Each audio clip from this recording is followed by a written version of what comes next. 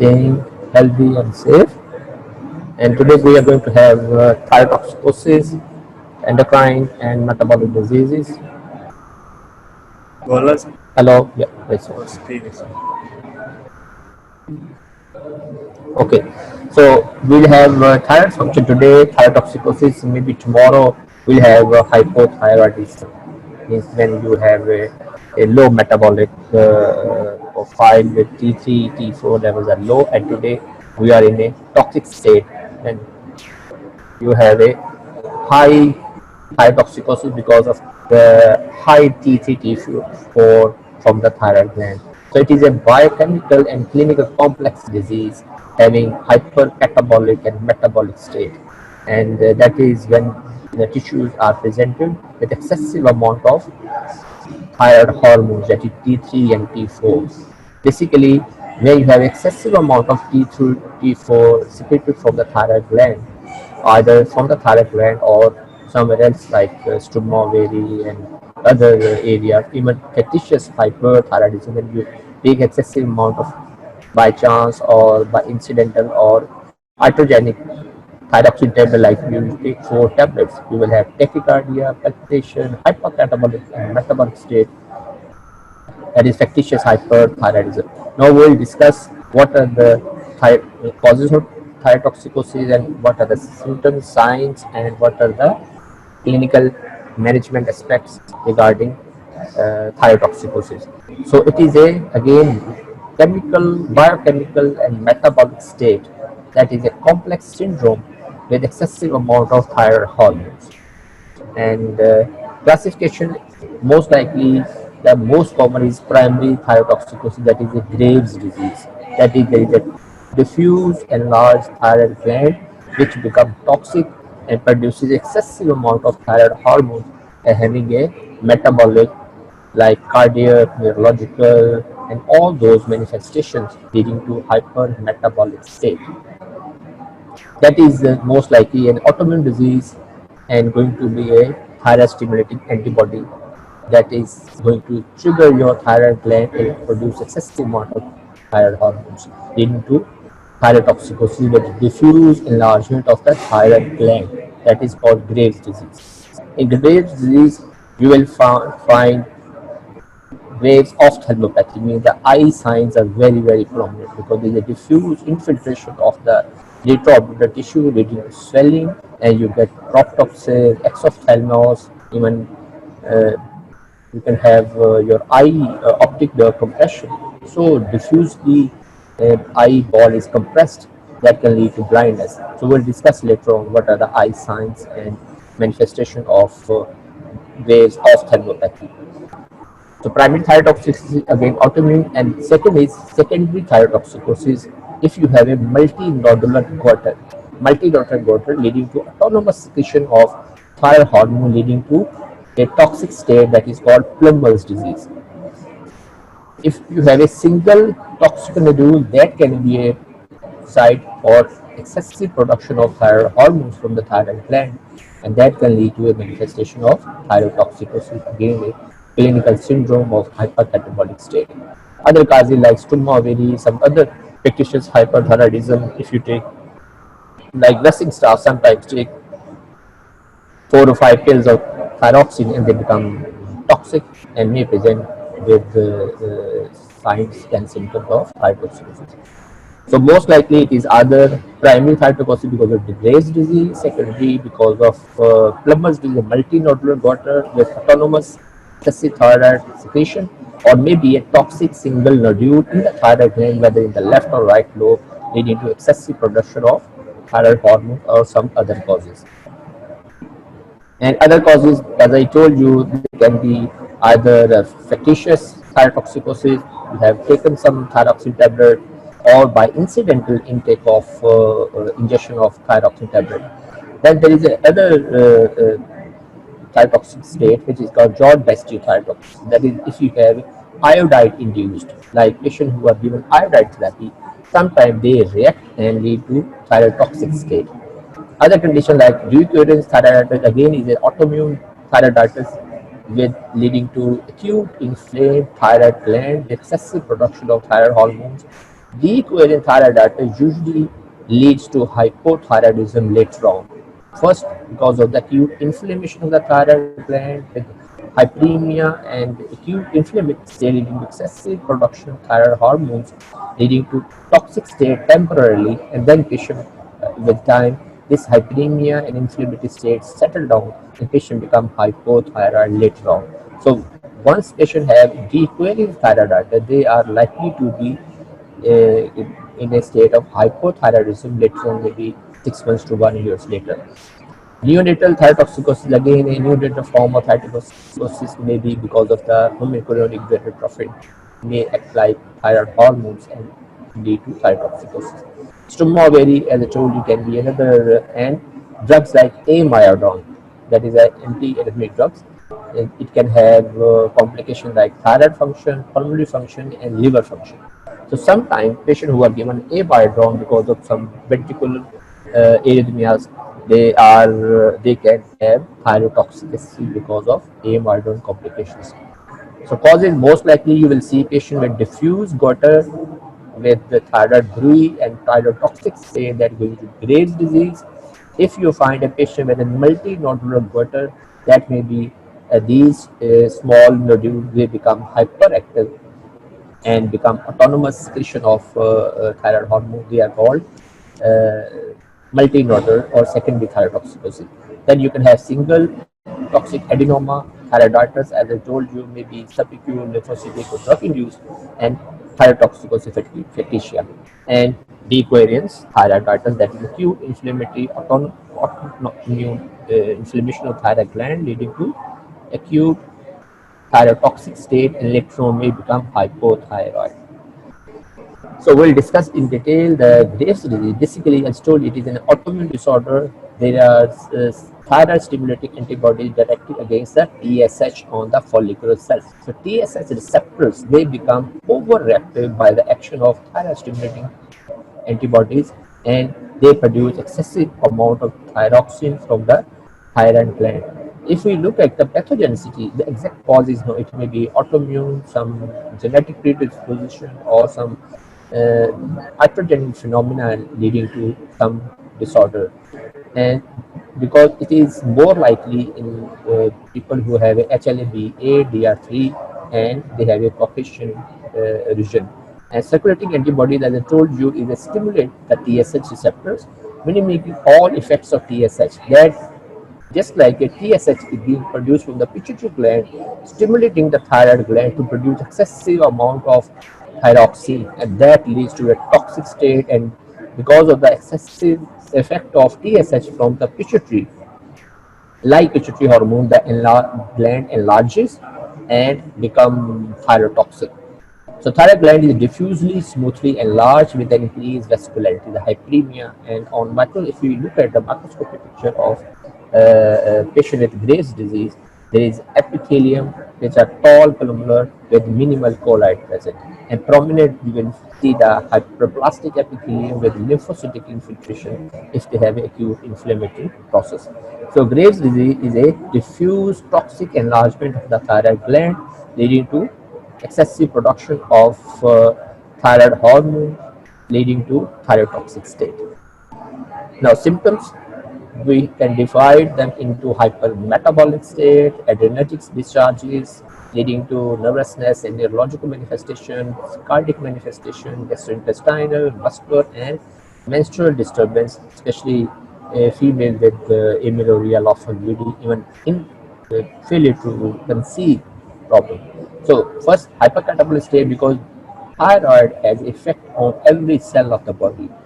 You become Patient become heat intolerant, they have excessive sweating, they even lose their weight and have a hunger.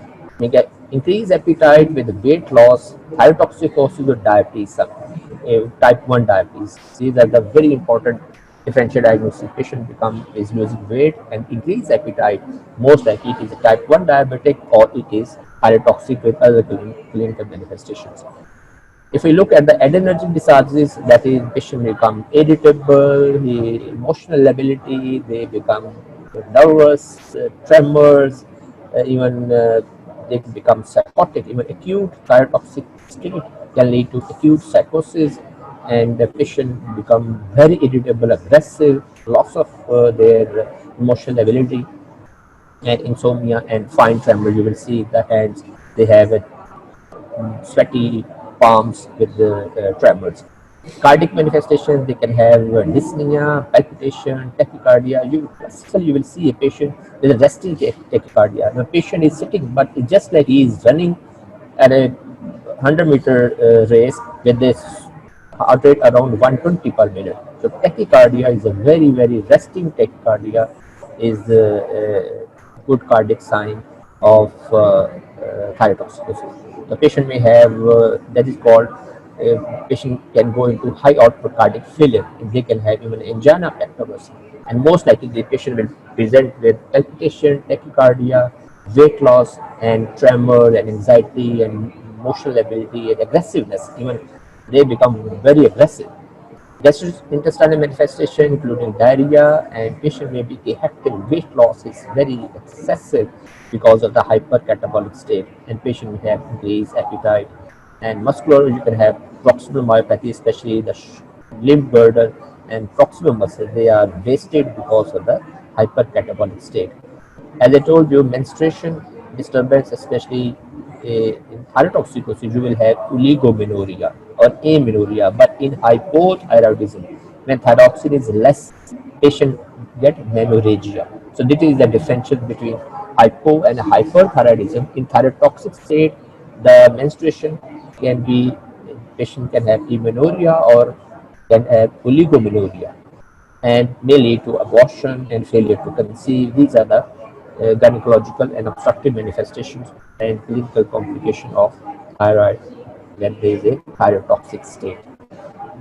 If we look at the whole body, you can see the patient with a fan in front of him with heat intolerance, fine tremors, straight hairs. I mean, they can have fine straight hairs. But in thyrotoxic, we'll discuss tomorrow, hypothyroidism, they have a coarse and dull hair. But in thyrotoxic state, they have a fine straight hairs.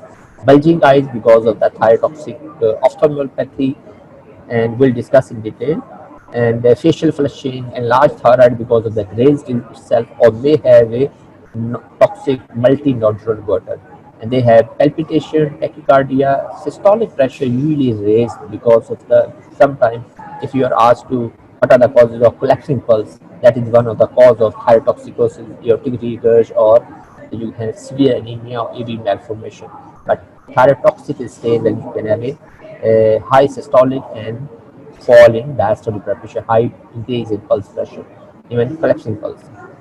Breast enlargement, sometimes you can have finger clubbing and tremors. Diarrhea, as I told you, gastrointestinal manifestation, and you can have weight loss is a drastic, and proximal myopathy with the muscle wasting. Pretriple mixed edema is one of the clinical hallmark of thyrotoxicosis. So patient appear anxious, restless, and fidgety. Emotional ability. The skin would be warm, moist, and the hair are fine and silky. Fine tremors of the fingers. When you extend their arms, you can see, and put a small paper, you can see the fingers, the fine tremors of the hands. Sometimes you can see even tremors of the tongue. Sorry. So cardiovascular manifestation, you can have wide pulse pressure, tachycardia, sometimes atrial arrhythmia, may have atrial fibrillation or any arrhythmia. Systolic flow murmurs, because of tachycardia and hypermetabolic state, catabolic state, patient can have flow murmur. They are functional murmur. They are not pathological because of the well-structured damage itself. They are flow murmurs because of the high cardiac output. And cardiomegaly, as told you, can lead to heart failure and can present later on with symptoms of peripheral edema, pulmonary edema, and they can have congestive heart failure. Splenomegaly sometimes may be palpable, but most importantly, there is a diffusely enlarged thyroid with the bruit. That is a very, very important. If you put your stethoscope, you will listen to bruit. Cardiac bruit and the carotid bruit and the thyroid bruit, they are different. Carotid brew would be just like you put on the palpate the carotid pulse and you put a stethoscope and you listen a brew. But thyroid brew would be an enlarged thyroid and you will put your stethoscope over the thyroid lobe. You will listen a brew. That is a very significant of thyrotoxic state in Graves' disease. Skin, I told you, can have a dermopathy that is called pretibial myxedema, and these are on the shins, front of the legs, with their raised, thickened, hyperpigmented skin. That is because of the thyrotoxic dermal manifestation in that is called pretibial myxedema. So whole of the body is in a high catabolic and metabolic state under the influence of excessive amount of thyroid hormones. Look at the eye. If you look here, there are you can see the exophthalmos and you can see the sclera around the iris, and that is very very pathognomic of thyrotoxicity because of the if you look from the top to the exophthalmos, there will be sclera would be you can have four clinical signs. First of all, a rim of sclera is seen all around the cornea. If you look at the sclera is visible all around the cornea, that is called Dalton sign. Dalton sign. A Rosenberg sign is a fine tremor of the upper eyelid on light closure of the eye. Sometimes it is visible. But another sign is Joffrey sign, that is a lack of wrinkling of the forehead when the patient is asked to look up. That is another sign. Lobius sign, lack of convergence to look too near to the, because of the eyeballs are protruded, they are having exophthalmos and they cannot converge on looking near. Brown-Gravy sign is a good sign, that is lid lag. Ask the patient to see down with your moving finger down, and there is a the upper eyelid is lagging of the upper eyelid. That is the lid lag. Your upper eyelid is because of the proptosis and exophthalmos, the your upper eyelid lag behind the eyeball. That is called lid lag, Brown-Gravy sign. Steve Stelvag sign, starring look. Starring look means it's just like you can have a lady or with a star-like eyes. So these are the clinical manifestation in Graves' disease, that is called Graves' ophthalmopathy. So this is the pathological process. What is going on? As I told you, there is a false thyroid-stimulating receptor antibodies. They are released some due to some autoimmune process. Whether it is a inherited, as I told you, it is a T cell helper cells which lead to excessive production of these hormones. They act on the thyroid gland and they lead to excessive production of thyroid hormone, leading to a effect on the body with a catabolic state. So this is the excessive production of thyroid hormone under the influence of antibody, which stimulate the thyroid gland to produce excessive amount of T3, T4, and in result of this excessive production of T3, T4 by stimulating antibody, what happens is because of the negative feedback, your pituitary just it leads to suppression of the its function. The TSH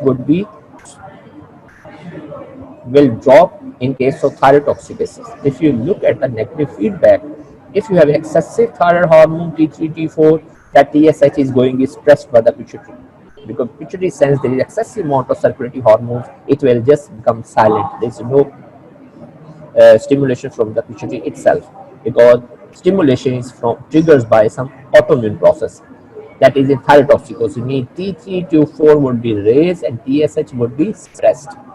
In hypothyroidism, when thyroid function is slowed down, the T3, T4s are not in an appropriate level, and what happens is there is excessive stimulation of the thyroid, the pituitary gland. Pituitary gland stimulate the thyroid gland to produce more T3, T4 because the thyroid gland is slowed down. So this is a difference between thyrotoxicosis when you have a excessive T3, T4 with low TSH. In a hypothyroidism, the T3, T4 are low, but TSH is high because there is excessive stimulation of the thyroid gland by pituitary. That is called negative feedback mechanism. While pathogenesis of your eye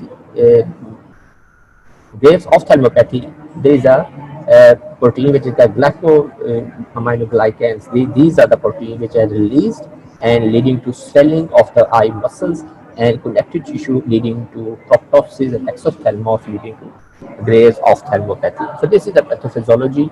How the one triggers, leading to antibody production, leading to stimulation of thyroid gland, excessive T3, T4, with suppression of pituitary feedback, low TSH, and you have a clinical manifestation over the eye and the whole body, leading to hypercatabolic state. If we go to the second cause, that is a multi-nodular goiter, that is Plummer disease.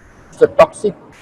Third is a one toxic adenoma, but in this case, you have a multiple nodules which become, because of the chronic long-standing goiter, they become a state of autonomous secretion of T3, T4, and leading to catabolic state, leading, that is thyrotoxicosis. So this is the when you have a multinodular goiter which have become toxic with time, leading to multinodular Plummer goiter or thyrotoxicosis, that is called Plummer disease.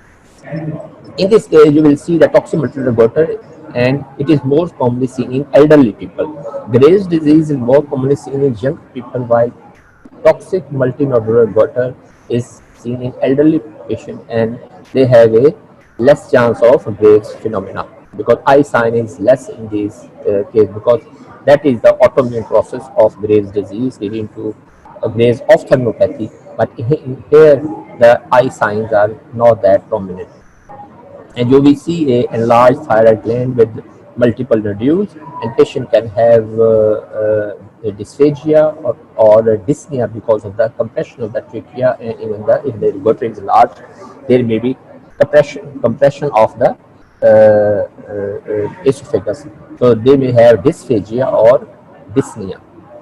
Cardiovascular involvement common in elderly patients, usually present with atrial fibrillation and some tachyarrhythmias, and even they can go into heart failure. That is in multinodular goiter, clinical manifestation with the cardiac failure, with palpitation, with atrial fibrillation, and with the manifestation of heart failure. Weakness and wasting abdomen in patient with multinodular goiter, and you will see the patient with multinodular goiter, they are called apathic thyrotoxicosis. I mean, the patient are wasted, emaciated, and they are listless. That is called apathic thyrotoxicosis in multinodular goiter. If you have a one functioning adenoma, toxic adenoma become overactive, that is autonomous functioning thyroid nodules, and you have an independent, it is independent of the pituitary axis, and it become autonomous site for excessive thyroxine hormones, and that can lead to a catabolic state, that is thyrotoxicosis. So toxic adenoma is a autonomous functioning thyroid nodule leading to hyperthyroidism, and you will have the classical biochemistry with high T3, T4, and low TSH. So it is a most of the autonomous functioning adenoma, they clinical manifestation usually if they are more than 3 to 4 centimeters in size. Means that the very small nodule, when they enlarge, they produce excessive amount of thyroid hormones, leading to toxic nodule, and that is called toxic adenoma, leading to thyrotoxicosis. And that is the basically primary thyrotoxicosis, that is a Graves' disease, and you can have secondary thyrotoxicosis. That is how you can differentiate on clinical grounds what are the clinical manifestation of primary thyrotoxicosis, that is Graves' disease, or from the secondary thyrotoxicosis. If we look at the etiology, it is primary thyrotoxic Graves' disease is autoimmune, and that is they are not autoimmune. Enlargement of goiter with diffuse, firm, soft, and they will have a bruit over the thyroid gland. So this is enlarged. But in case of secondary thyroid, either it is a multinodular or one toxic nodule will be visible and palpable.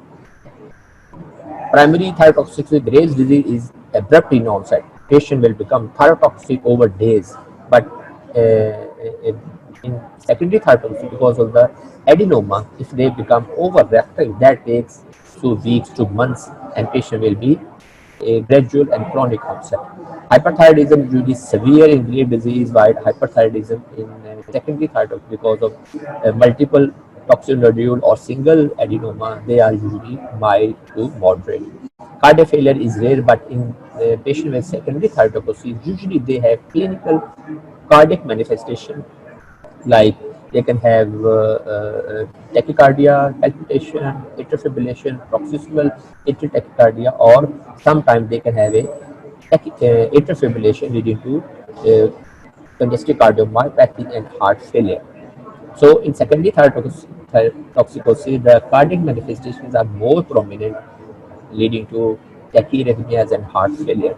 But tachycardia would be yes there in primary thyrotoxicosis.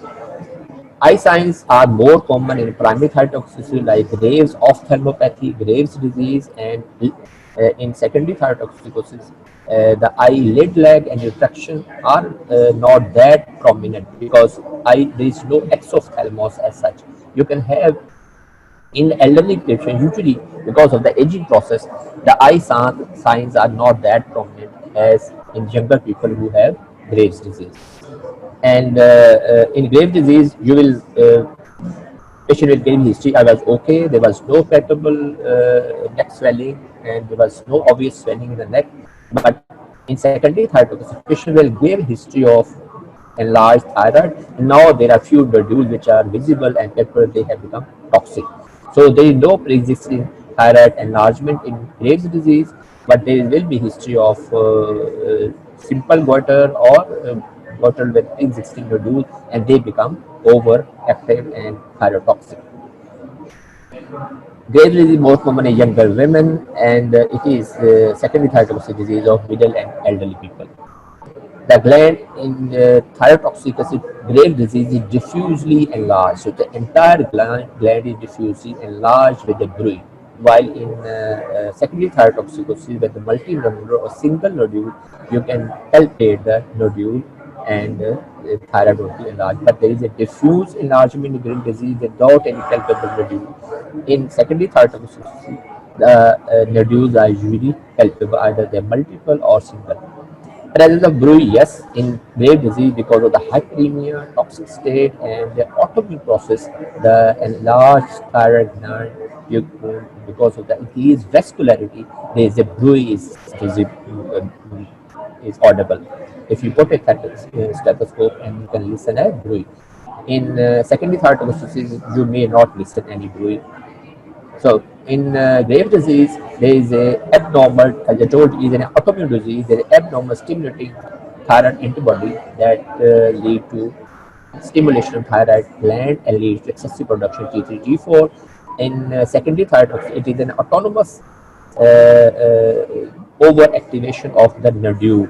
It is now under influence of any antibody or any autoimmune process. It is the autonomous nodule which or multiple nodule which become overactive and producing excessive amount of thyroxine.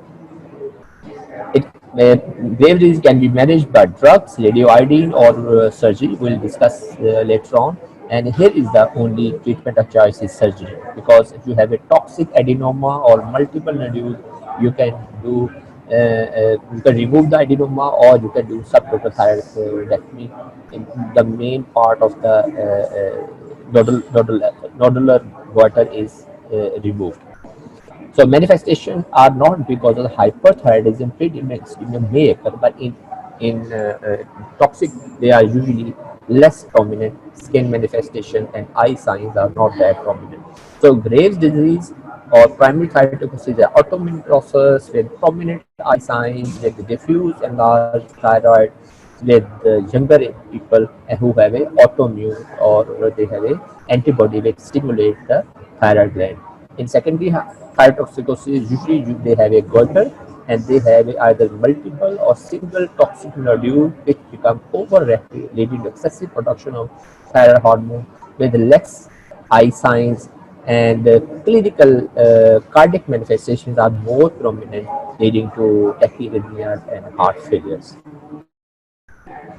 Other varieties I told you can be a thyrotoxicophagia. It results from ingestion of large amounts of thyroid hormone, sometimes nursing stuff. Some other people they some psychotic disorders or because of some iatrogenic ingestion of these thyroid tablets. It can have a clinical manifestation of thyrotoxicosis. If you take the history, they may have some psychological illness or some history of drug intake. And tophoblastic tumor that is told you can be a cholangiocarcinoma or hereditary form in pregnancy that can be a cause of excessive T3, T4 concentration and circulatory thyroid hormone from the trophoblastic region, possibly human chorionic gonadotrophin will lead to thyroid hyperfunction, and ectopic thyroid sometimes somewhere in the body can be a cause of thyrotoxic state. Okay, so any patient young lady who is giving history of heat intolerance, palpitation, tachycardia, weight loss, diarrhea, some change in emotional ability to become uh, aggressive, and there is a you can see the thyroid is enlarged, and you can even listen a bruise. You can see the eye signs, and you make your diagnosis very clear. But you need to have some investigation just to document it is the hypersecretion of thyroid itself. So you can go for thyroid function test, T3, T4, TSH. You can go for ultrasound of thyroid to see the diffuse enlarged thyroid in Graves' disease or multinodular or single toxic nodule in case of secondary hyperthyroidism. Radioiodine uptake is a very significant test to see the toxic adenoma. You will see a whole thyroid gland normal, but there is a hot nodule in one area of the thyroid gland that is called toxic adenoma. The thyroid scan is very good for the toxic adenomas. In you can go for like Graves' disease, you can go for thyroid stimulating antibodies. Thyroid antibodies are there or in Graves' disease. So you can have thyroid function test. Routine test you will do definitely CBC, ESR. You can go for LFT. You can go for ECG to see any tachyarrhythmia, echocardiography for heart failure, liver function test, renal function test, electrolytes, these and cholesterol levels. So these are the supportive tests. But these are four tests are mandatory. You have to document what is the main source of excessive thyroid, like T3, T4, TSH, and you can go for thyroid scan, and you can go for radioiodine uptake study. That is very important, and antibody detection immunoassay test. So treatment option we have, as I told you, in Graves' disease, we have three options.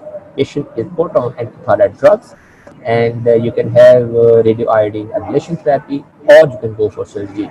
But in a toxic adenoma or multinodular toxic nodules, you have only surgical option. Either remove the toxic adenoma or go for surgical intervention to suppress the overactive adenomas. In medical therapy like Graves' disease, you can have drugs like carbimazole, metronidazole, propionate, Duracell, and these are the drugs which are usually given in thyroid Graves' disease to suppress the excessive production of uh, thyroid hormones from the thyroid gland. They blocks also the antithyroid drug. They blocks the conversion of T4 to T3. Okay, one entity is known as type T3 thyrotoxicosis. That is one of the, if you find TSH is less, T4 is normal, and T3 is very high. So only T3 high with the suppression of TSH is T3 thyrotoxicosis. That is sometimes a very confusing question asked in the university. You have a low TSH, very low, like 0.001, and TS4 is normal, but T3 is like very high. This is called T3 thyrotoxicosis. Okay, You can start the propyl thiuracil as a dose of 100 milligram per day, and carbimazole in a dose of that comes with a 5 milligram tablet. Carbimazole you can start 2 tablets twice a day, thrice a day, up to 20 to uh, uh, 10 to 20 milligram per day, and monitor their clinical signs and the thyroid function test later on up to 6 to 8 weeks. So most patients become euthyroid 4 to 8 weeks of therapy. The dose is then reduced to a maintenance therapy. That is your main objective is to put the patient in a euthyroid state. Euthyroid means the patient is normal. He is not hyper, he is in the euthyroid state. So try to remember euthyroid is a state when you have a normal thyroid function. Clinical and biochemical profile is normal. If your biochemical or patient clinically toxic is thyrotoxicosis, if your biochemical T3, T4 is low and patient is obese and dry skin, that is hypothyroid. So that's the clinical manifestation. Either you are thyrotoxic, you are hypothyroid, or normally everyone is euthyroid. Then you have a normal T3, T4 and normal TSH. The euthyroid state is usually achieved after medical therapy, and sometimes they are given for 12 to 18 months to be maintained and then planned for other modalities like radioiodine and surgery.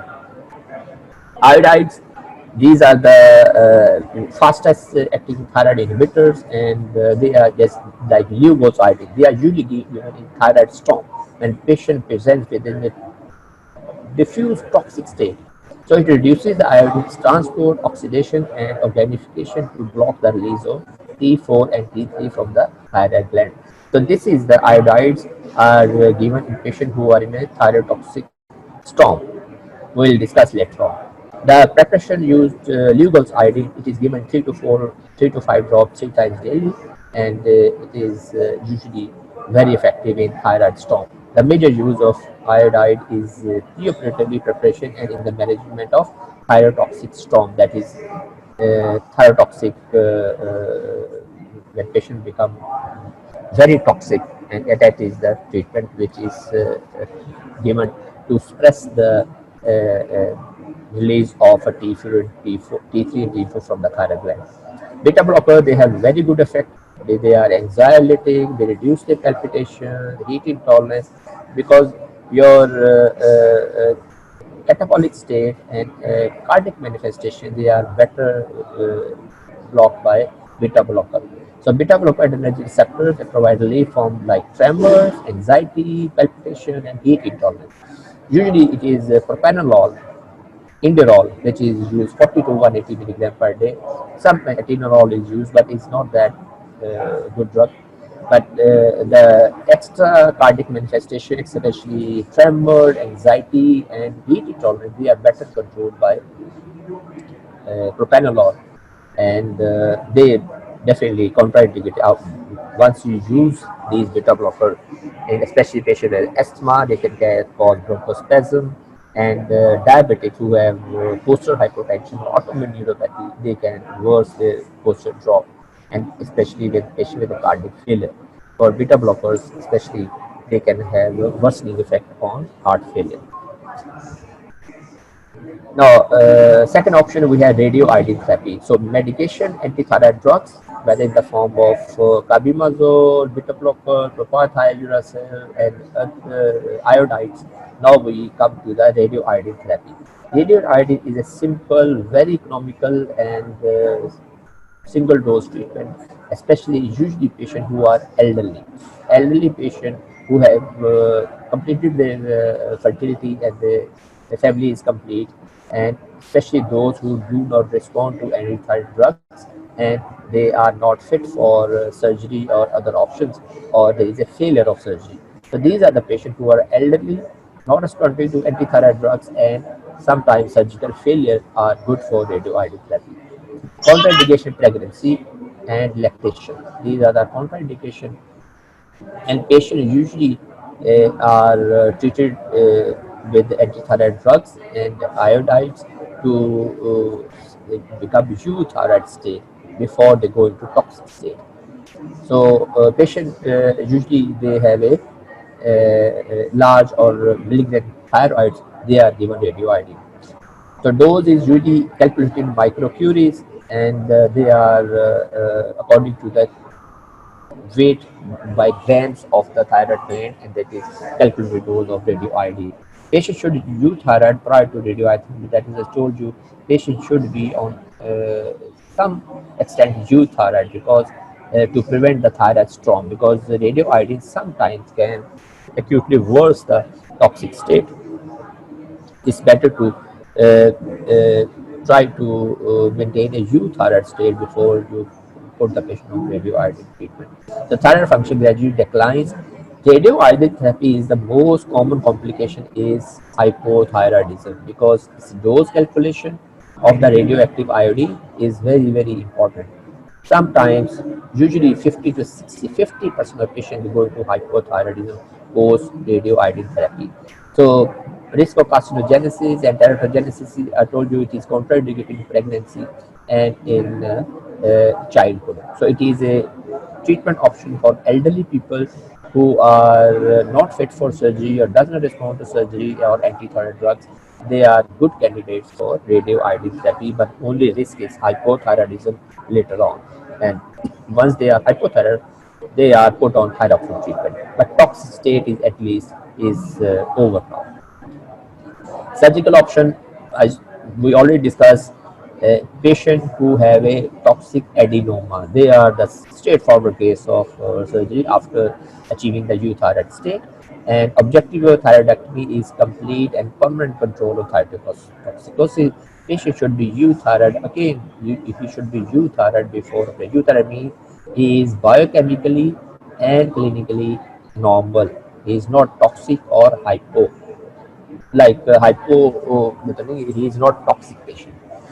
And before surgical option, they are given antithyroid drugs, and they are make sure they are euthyroid, because once you go for surgery, there is irritation of the thyroid gland and there is manipulation of the thyroid gland. If patient is toxic state, that converts the thyroid storm, excessive release of thyroid hormones, and so euthyroid state achievement is prerequisite for surgery.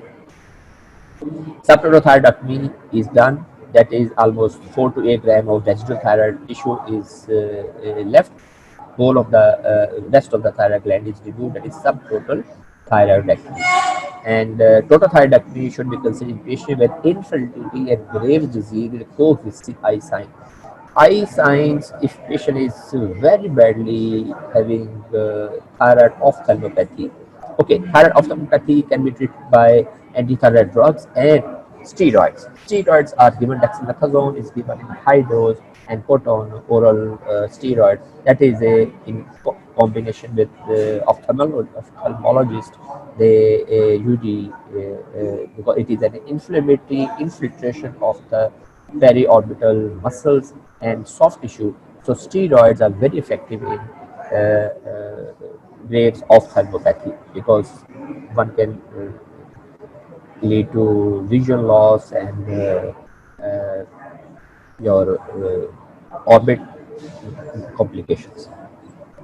Complication of surgery, we know it is a very delicate structure, and one important nerve is a recurrent laryngeal nerve that is usually lost in this surgery. But post-operative hemorrhage, number one, because it is a very highly vascular gland.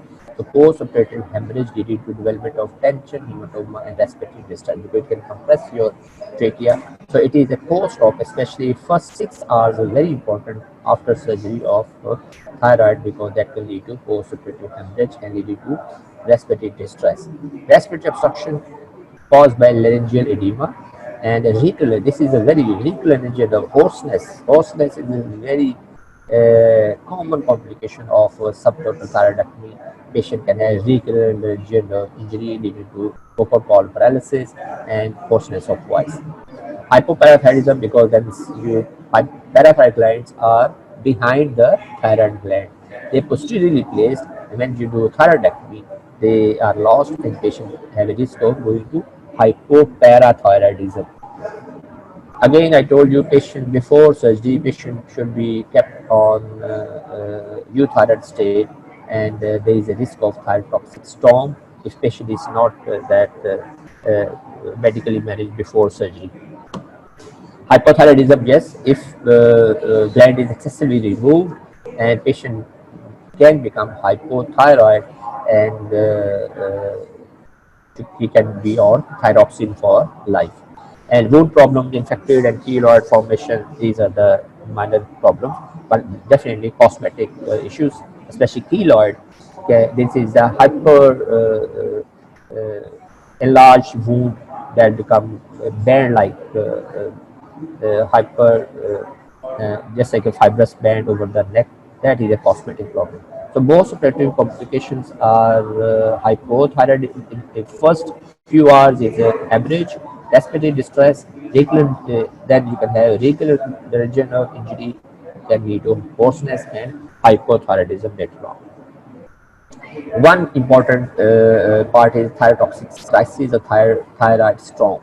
That I told you is a patient who is very toxic, anxiety, sweating, dehydrated, and the patient is in a toxic state. So it is a life-threatening situation, very rarely seen nowadays because of the good preoperative preparation for thyrotoxicosis. But it is a entity when patient become tachycardic, is highly febrile, and there is a mental confusion. So acute confusional state with tachycardia, palpitation, high grade fever can be a thyrotoxic crisis. And dehydration or vomiting is very important. Patient can go into hypotensive shock and into a toxic progress to coma. So it is a condition, medical emergency, may be triggered by some infection, trauma, or radiation, or thyroid itself, that is acute inflammation of the thyroid. So treatment, as I told you, is that this is a patient who need very intensive care treatment. They are given IV fluids, they are given antipyretics. If infection is underlying there, they are given antibiotics and antithyroid drugs, especially beta blockers to control their cardiac manifestation. Lugol's iodine is the treatment of choice through angiotube. So Lugol's iodine that controls D3, D4 secretion from the thyroid gland. So it is very important.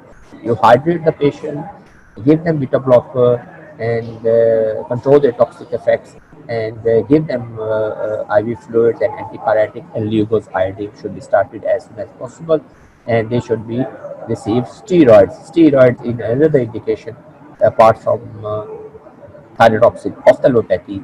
In thyrotoxic crisis, you can give steroids and given some sedation and some antipyretic agents.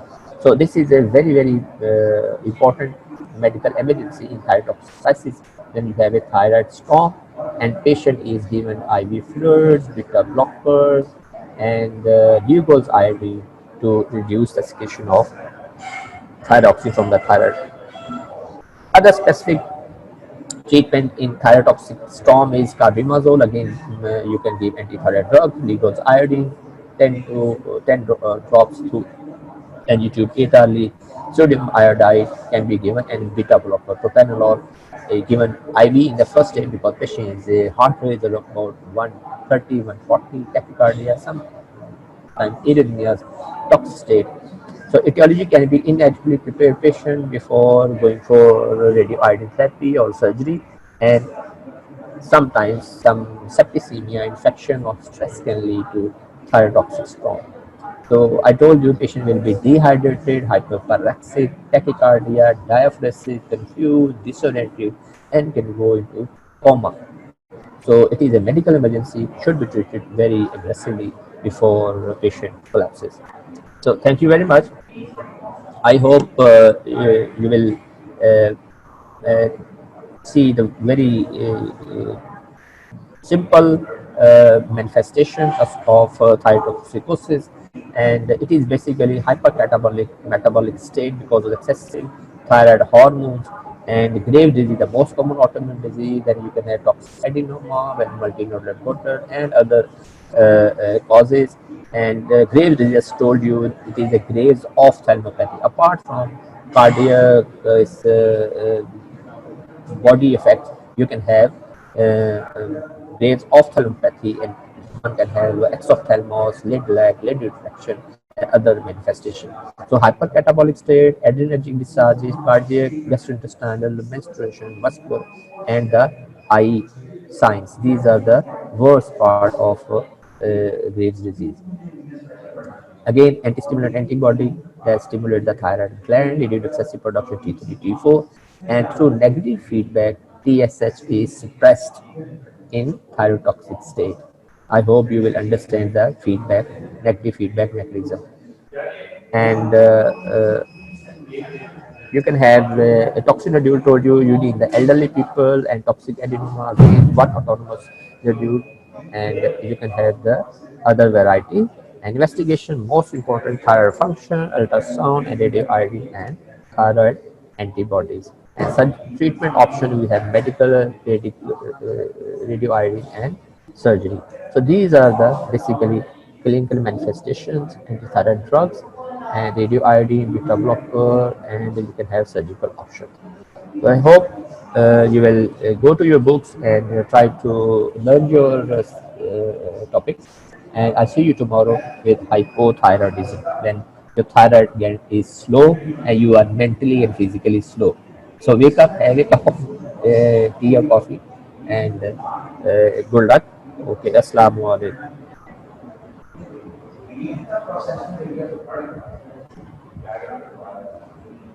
Hello. Okay. Thank you very much, and hope uh, you are safe in your home, and wish you all the best. Allah Hafiz.